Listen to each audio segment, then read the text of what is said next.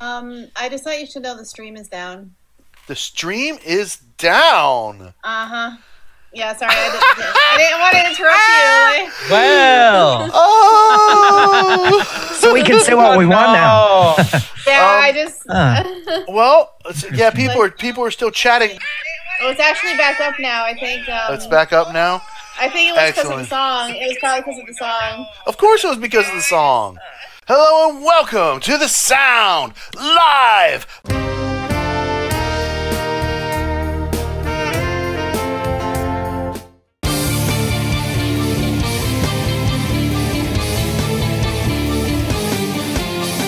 My name is Matthew, so everybody welcome to the show, Kyle Walz. Kyle is a singer-songwriter and really cool guy who's got a brand new album that he is starting work on. Kyle, why don't you tell us really briefly, give us a little teaser. Oh yeah, so the audio for this new album and is going to be called Mask. It has some interesting experiments on it, and I'm about halfway done, as in done, mastered done with the audio. So that's a nice thing. So I'm aiming for October 1 being done so I can start with other stuff. Right on. Oh. Jennifer Valaket. Hello, Jennifer. Jennifer is a flute player and a saxophone player. She teaches music lessons. Let's go ahead and move to Eve's pick. Okay, Eve, why don't you introduce us whenever you are ready? Rory Gallagher is this Irish bluesman that I first heard years back now, I think 2011 or 2012. Mm-hmm. And, I was never a big fan of Clapton. In fact, I think he's a bit overrated. I like Cream. I like Cream and Blind Faith and all that, and Derek and the Dominoes. But, yeah, I just found that Rory's music captivated me in some way that that Clapton's didn't. It was just like it went kind of beyond the blues, but it stayed firmly in that blues core and that soul. I don't know. I mean, he had a lot of influences he threw into his music over the years, from Zydeco to Appalachian folk to jazz to everything in between. I'm looking forward to it. I'm a big blues guy. I love the blues. I was raised on the blues. If it was not for the blues, I would not be me. And I just put out a brand new blues song. At any rate, I love the blues. That particular song is an 8-bar blues. And, one of the things that's so cool about the blues is that, even to a musician, a lot of people think the blues is just straight 12-bar blues, right? But there's so much more you can do with it, right?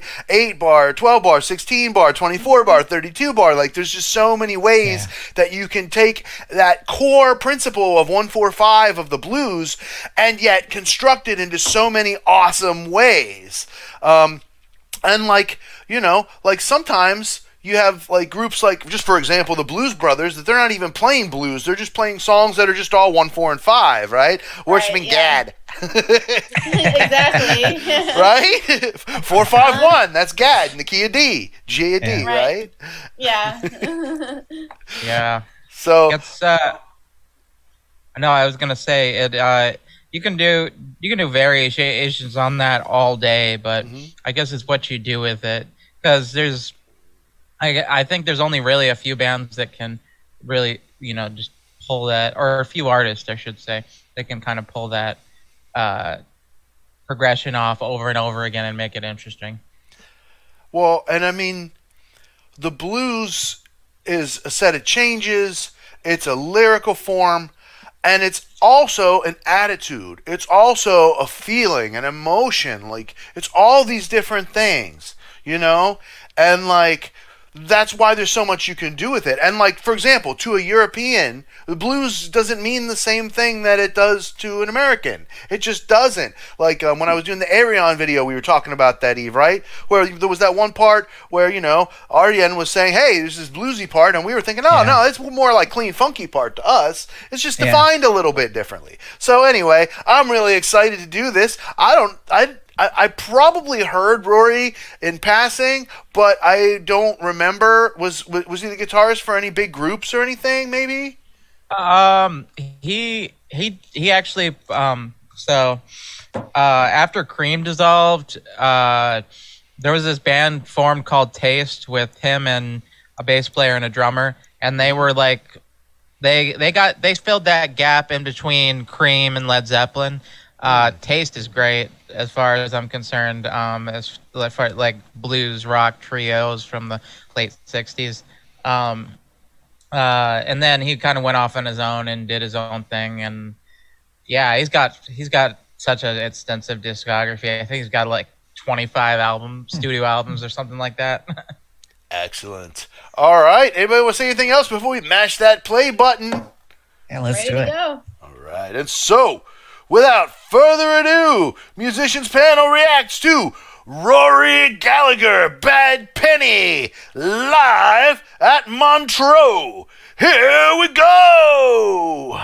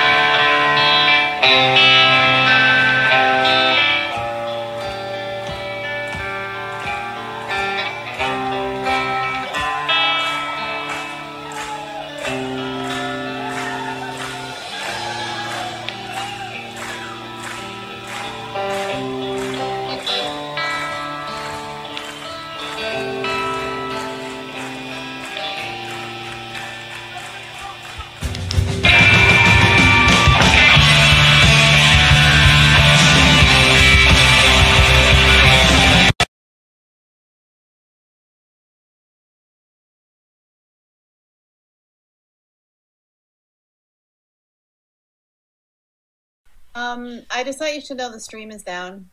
The stream is down. Uh-huh. Yeah, sorry, I didn't want to interrupt you. Well. Oh. So we can say what we want now. Yeah, I just. Well, yeah, people are still chatting. Well, it's actually back up now. I think. It's back up now. I think it was because of the Excellent. song. It was probably because of the song. Of course, it was because of the song. We're back. Okay. I think we are. Turn off your monitor now, please. Oh, sorry. That was. All right. We're back. We're good. We're good, thank you. Okay. Well, we still got we got 22 people here with us. Yeah, that was crazy. Oh, you mentioned Stevie Ray. Yeah, I totally got those vibes. The way he started, and you know, and finding that tone. I mean, that's. I played a gig a couple weeks ago, and it was outside, and my amp. I had it up all the way. And it was just getting lost in the woods. I mean, we're at an outdoor winery. Lost so yeah. In the woods, lost oh in man, the and woods. you're in that situation. you're trying to, you know, be somewhere where you're still trying to perform, but you're not trying to get annoyed and get out of the headspace of, you know, performing and stuff. The bass player and the drummer, I guess he found those guys like they were losers at a Joe Piscopo lookalike contest. I mean, it was 1985. the bass player, I was digging how he's playing because you rarely see bass players have that little metal guard. Yeah. So they can pick, because most people use their fingers, it seems, anymore. Yeah. And so that was interesting to see because his bass tone was so upper mid-range. I mean, it cut through, but that is such an unpopular bass tone, you know, and that was just really fascinating to me, you know, because that just really stood out. And maybe that was why he's using an octave pedal too, Rory, you know, to make up for some of the low end that wasn't there with the bass, maybe. Yeah, because I mean, some of his guitar work seemed a little lower than the bass. Because I mean, that was a different concept for bass. I mean, it's playing Metallica up there by the bridge. That was interesting. The bass player played a lot of, you know, when the guitar was going da da, yeah, da da, da da, Yeah. da da. Right, so there'd be one longer note and then a short note and then a bunch of space. And then the guitar and the drums filled in all the space. But then the bass solo was really nice too. I don't want to forget that. Yeah. He did a really, really nice solo. It was groovy and funky. I was like I was jamming to that. It was great. Go on, Jen. What do you think of this? No, I thought it was cool. I mean, they jammed for a really long time, which I thought was awesome. I love the different solos and stuff. The different key change. Well, I think there was key changes, right? Yeah, it sounded like it. Between the verse and the chorus, yeah. Yeah, I thought so, and like just the fact that they could just, you know, do that very easily, of course. But yeah, like I loved it overall. I thought it was great. So very nice. Yeah. So cool. Anything else you want to say, Eve, before we get moving on to Bandmade? Yeah, I was gonna say that. Yeah, I would recommend checking him out more. I mean, this is obviously just one side of him. I liked it. He's a very multifaceted musician. Mm-hmm. Yeah, he's very talented. Right on. Cool. Do me a big favor, like this video, share it out, and subscribe. Evelyn Holland. Evelyn is awesome singer-songwriter and leader of the band Keys of Solomon. You can find her music at keysofsolomon.bandcamp.com. Progressive black metal. Yeah. Please go listen to it. Yeah, and new stuff is in the works. And also, Kyle Walz, singer-songwriter, artist. You can find him on all the streaming platforms like Spotify, etc. But download his music from kylewalz.com. That's right. Brand new stuff in the works. So, Kyle, you got a bunch of text all over your face right now, Kyle. You need to go take a shower. You need to take a shower and wash all that text off your face, man. No, it's my fault. I didn't move the box over, and I really should, because it would look better if I did. Yeah, and this mouse isn't plugged in. Remember? Okay. Right. So, like I said, Patreon.com/Matthews Music Lesson Studio, where you can get a bonus video from me every single week. Sometimes it's a cover or a collaboration you won't see anywhere else. Sometimes it's a react video that you get to have a month or more in advance. Sometimes it's going to be a special lesson that you can only get on Patreon, or bonus content from my podcast, Flowering Creativity. So make sure you go there and check out, learn more about Evelyn Holland right now at patreon.com/Matthews Music Lesson Studio. The nonprofit to support the channel and help us to meet our funding goals is liberapay.com/Matthews Music. Please support the channel weekly at LiberaPay, and resting assured you're not paying LiberaPay anything. They're nonprofit and they're not keeping a penny. Or you could simply send me a tip right now with a super chat on YouTube. I have enabled it. I made sure it's working. You can do it. Beat the live chat line here. Send me a super chat right now. Also, you can buy me a coffee. You know I love my cold brew at buymeacoffee.com/Matthews Music. I need a coffee for tomorrow morning. Send me $5 and I'll go to the store and grab me my coffee for the morning. I love having my coffee in the fridge in the morning, right? Then I don't do nothing. It's nice and cold. And Venmo at Matthews Music. You can send me a tip on Venmo. Chat's coming up now. And one final thing, MatthewsMusicLessonStudio.com is where you get your music lessons. And you can be anywhere in the world. I do tons of different kinds of instruments, including vocal, guitar, all forms of saxophone, clarinet, ukulele, bass guitar, all that stuff at MatthewsMusicLessonStudio.com, and record the lessons to keep them forever on your device. And so we'll see you all next time on The Sound Live.